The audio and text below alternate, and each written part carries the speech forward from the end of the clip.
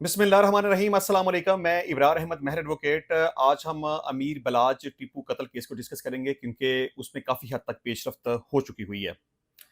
Police ने अमीर बलाज के बहुत ही करीबी दोस्त एहसन शाह की गिरफ्तारी डाल दी है। आपको इस बारे में यकीनन पहले पता होगा कि एहसन शाह को पुलिस ने काफ़ी दिन पहले पकड़ा हुआ था और उसकी गिरफ्तारी नहीं डाली थी। लेकिन अब अल्टीमेटली पुलिस ने कल रात को एहसन शाह की गिरफ्तारी डाल दी है और बाकायदा तौर पर उसको आज मजिस्ट्रेट के सामने पेश कर दिया गया है। मजिस्ट्रेट के सामने जब पेश किया गया तो पुलिस ने अदालत से रिक्वेस्ट की कि इसका 14 रोजा रिमांड मंजूर किया जाए ताकि हम अपनी तफ्तीश मुकम्मल कर सकें। तो अदालत ने मुलजम एहसन शाह को 5 दिनों के लिए पुलिस के हवाले कर दिया है ताकि पुलिस अपनी तफ्तीश मुकम्मल कर सके और चालान अदालत में दाखिल कर सके। आल्दो के इस हवाले से पुलिस का ये मौक़िफ़ पहले भी सामने आ चुका हुआ है कि तफ्तीश के दौरान मुलज़म ने कन्फेस किया कि मैं उस वक़्त पाकिस्तान में मौजूद नहीं था, मैं सऊदी अरेबिया में मौजूद था, वहाँ रहते हुए मैंने ये सारा प्रोग्राम किया, रैकी की, मुखबिरी की, मैंने पैसे लिए। मतलब कि पुलिस की इन्वेस्टिगेशन के मुताबिक अनऑफिशियली, क्योंकि बाकायदा तौर पर तो उसकी गिरफ्तारी अब डाली गई है ना, अब जो पुलिस काम करेगी वो ऑफिशियली डिस्कस किया जाएगा। लेकिन इससे पहले जो पुलिस ये कहती थी कि इसने ये कन्फेशन कर लिया कि ये सारा कुछ मैंने किया है और सऊदी अरेबिया में बैठकर किया है, सारी मुखबिरी रैकी मैंने की है। तो जो पुलिस के सामने दी गई कोई भी ऐसी स्टेटमेंट वो काबिल कबूल नहीं होती। पहली बात तो ये है। एक तो ये कि वो अनऑफिशियल था।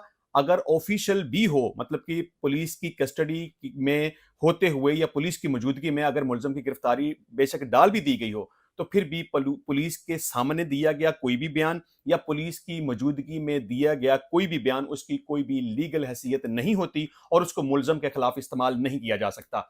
लेकिन चलें, बहरहाल बाकायदा तौर पर मुलज़िम की गिरफ्तारी अब डाल ली गई है, मजिस्ट्रेट के सामने उसको पेश कर दिया गया है और मजिस्ट्रेट साहब ने उसका 5 रोज़ा जिस्मानी रिमांड मंजूर करते हुए मुलज़म एहसन शाह को पुलिस की कस्टडी में दे दिया है कि वो अपनी तफ्तीश मुकम्मल कर सके।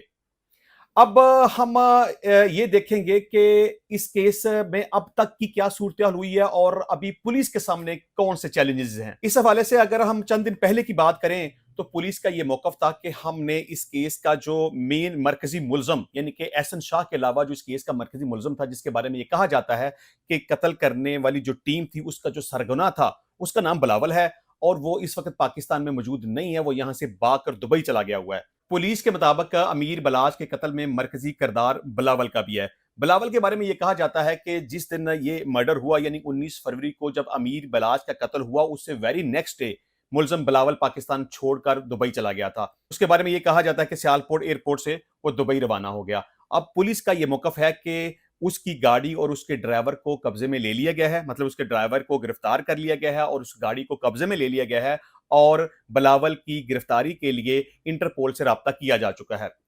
अच्छा, अभी आज का चूंकि हमारा मेन टॉपिक ये है कि पुलिस ने चूंकि एहसन शाह की गिरफ्तारी डाल दी है, तो अब पुलिस के सामने कौन से चैलेंजेस हैं? पुलिस को इन्वेस्टिगेशन में क्या करना चाहिए या पुलिस को उसकी सिक्योरिटी के हवाले से क्या इकदाम करने चाहिए? अच्छा, यहाँ एक और भी इंपॉर्टेंट बात है कि एहसन शाह को जो गिरफ्तार किया गया है, उसके केस की क्या सूरत-हाल हो सकती है? क्या पुलिस उस केस को साबित करने में कामयाब होगी कि नहीं होगी? क्या उस केस का अगर ट्रायल शुरू होता है या उस केस का अल्टीमेटली फैसला होता है, तो क्या एहसन शाह, जिसके बारे में कहा जाता है कि वो अमीर बलाज का बहुत ही करीबी दोस्त था, बहुत खास था और उसके बारे में तमाम तर इंफॉर्मेशन एहसन शाह के पास मौजूद होती थी और उसने पाकिस्तान से बाहर सऊदी अरेबिया में रहते हुए तमाम रैकी की और अल्टीमेटली उसने अपने दोस्त का मर्डर करवा दिया। तो हम ये भी एक सेपरेट वीडियो के अंदर डिस्कस करेंगे कि क्या इस कत्ल केस में एहसन शाह को सजा होने का इम्कान है या नहीं है?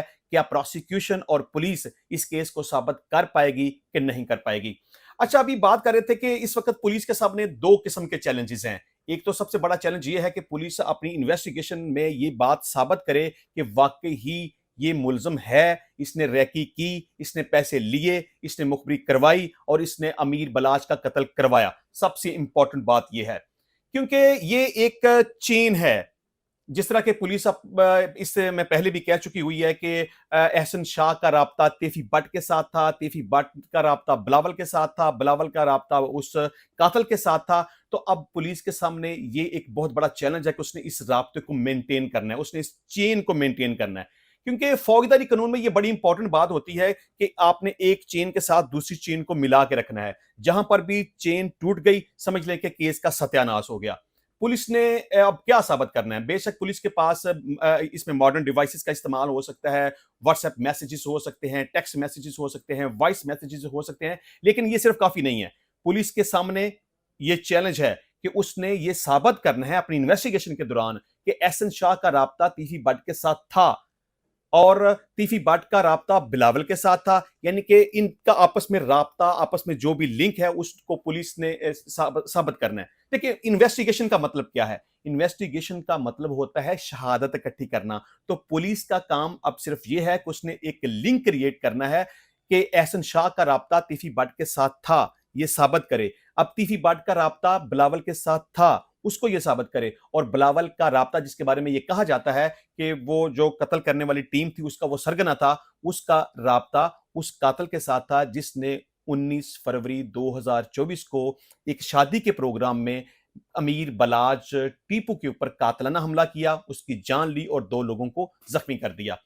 اس کی ڈیٹیل آنے والی ویڈیو میں انشاءاللہ میں تفصیل کے ساتھ ڈسکس کروں گا کہ آیا کہ پولیس کس حد تک اس کیس کو مضبوط بنا پائی ہے، پولیس کس حد تک اس کیس کو ثابت کر پائی ہے اور الٹیمیٹلی اس کیس کا فیصلہ کیا ہوگا. اچھا، پولیس کے سامنے ایک دوسرا بڑا کویسچن یہ ہے کہ اس ملزم کی سیکیورٹی کے حوالے سے، کیونکہ اس ملزم کی لائف کو بڑے سیریس تھریٹس ہیں. احسن شاہ کی زندگی اس وقت خطرے میں ہے، اس کے اوپر جان لیوا حملہ کیا جا سکتا ہے، اس پر قاتلانہ حملہ ہو سکتا ہے، اس کی جان لی جا سکتی ہے. پولیس نے کیا کرنا ہے؟ سب سے پہلے اس کی سیکیورٹی کو مد نظر رکھنا ہے.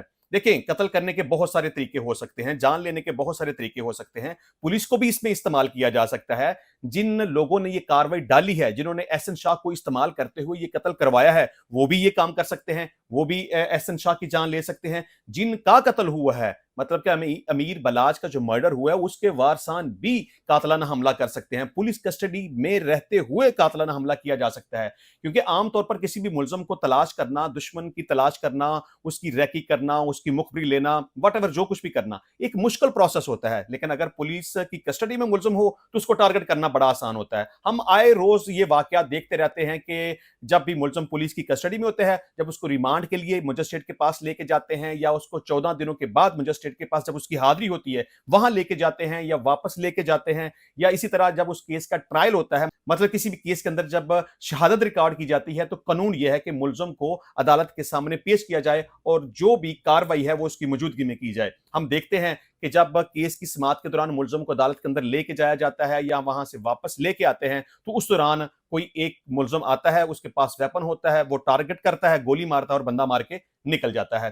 اب یہاں پولیس نے خود کو بھی محفوظ رکھنا ہے کہ ان کے خلاف یہ الزام نہ آئے کہ پولیس نے کوئی ایسا کوئی جھوٹی کہانی بنا کے اس بندے کی جان لے لی ہے. اور پولیس کے سامنے یہ بھی ایک بڑا چیلنج ہوگا کہ پولیس کی کسٹڈی میں اس بندے کی جان نہ چلی جائے، وہ چاہے ڈیورنگ ریمانڈ بھی ہو سکتا ہے. دیکھیں ملزم جب تک ریمانڈ ہے اس وقت تک وہ متعلقہ تھانے کی تحویل کے اندر ہے، وہ تھانہ اس کا ذمہ دار ہے. جب ملزم کو جیل بھیج دیا جائے گا تو پھر جیل انتظامیہ اس چیز کی ذمہ دار ہے کہ 14 دنوں کے بعد جب اس کی حاضری مجسٹریٹ کے پاس ہوتی ہے اس وقت اس کی سیکیورٹی کو بہتر کیا جا سکے، یا جب اس کیس کا ٹرائل عدالت کے اندر شروع ہو جائے، اس کیس کی سماعت شروع ہو جائے، اس وقت جب جیل سے نکال کر اس کو عدالت کے اندر لے کے جایا جاتا ہے یا وہاں سے لے کر اس کو جیل کے اندر واپس لے کے جاتے ہیں، اس وقت اس کی سیکیورٹی کا پورا خیال رکھنے کی ضرورت ہے. کیونکہ امکان ہے اس بات کا کہ اس کو پولیس کی کسٹڈی کے دوران مار دیا جائے، مروا دیا جائے یا کوئی بھی ایسی صورتحال پیدا ہو جائے. میں سمجھتا ہوں کہ اس کے اوپر میں پہلے بھی اپنے کنسرنز کا ظاہر کر چکا ہوں، اس کیس سے ہٹ کے بھی میں اپنے کنسرنز دے چکا ہوا ہوں کہ یہ جو ہمارا یہ قانون ہے یا یہ ضابطہ ہے کہ ملزم کو ہر صورت مجسٹریٹ کے سامنے ریمانڈ کے لیے پیش کرنا ہے یا 14 دنوں کے بعد ہر صورت اس کو مجسٹریٹ کے سامنے حاضری کے لیے پیش کرنا ہے، یا جب کیس کی سماعت ہو رہی ہو تو ہر صورت میں اس کو عدالت کے سامنے پیش کرنا ہے. ایسا نہیں ہونا چاہیے، کیونکہ اس طرح سے ملزم کی جان خطرے میں پڑ جاتی ہے.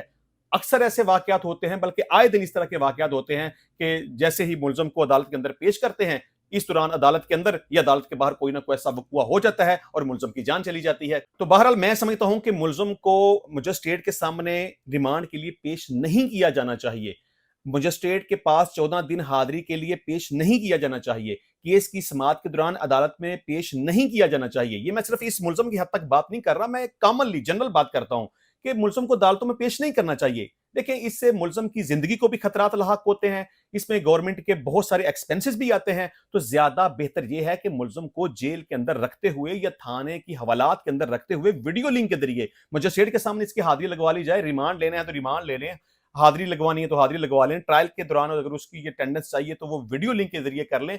आप अगर इस तरह से उसको अदालतों में पेश करेंगे, किसी भी मुलज़म को, तो उसकी जो है लाइफ़ खतरे में पड़ जाएगी।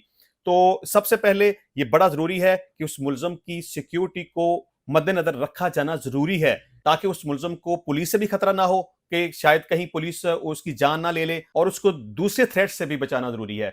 जिस तरह कि मैंने पहले अर्ज़ किया कि उसके ऊपर कातिलाना हमला हो सकता है, हथकड़ी के दौरान, कस्टडी के दौरान, मजिस्ट्रेट के सामने पेश करते हुए, अदालत के सामने पेश करते हुए, किसी भी जगह पे जिन लोगों का मरा है वो भी हमला कर सकते हैं, जिन लोगों ने मरवाया है वो भी हमला कर सकते हैं। तो बहरहाल पुलिस के सामने दो चैलेंजेस हैं, इन्वेस्टिगेशन करके पूरे तरीके से इस केस को साबित करना और इस मुलज़म को गुनाहगार डिक्लेयर करना, और दूसरे नंबर पे उसकी जान की हिफाजत करना। इंशाल्लाह नेक्स्ट वीडियो में 1-2 दिन के अंदर मैं आपको बताऊंगा कि इस केस की एक्चुअल सूरत-ए-हाल क्या है, इस केस के अंदर कौन-कौन सी खामियां हैं, या पुलिस ये केस साबित करने में कामयाब हुई है या नहीं हुई, और इस केस का अल्टीमेट डिसीजन क्या हो सकता है, इस मुलज़म को सजा होगी या नहीं होगी।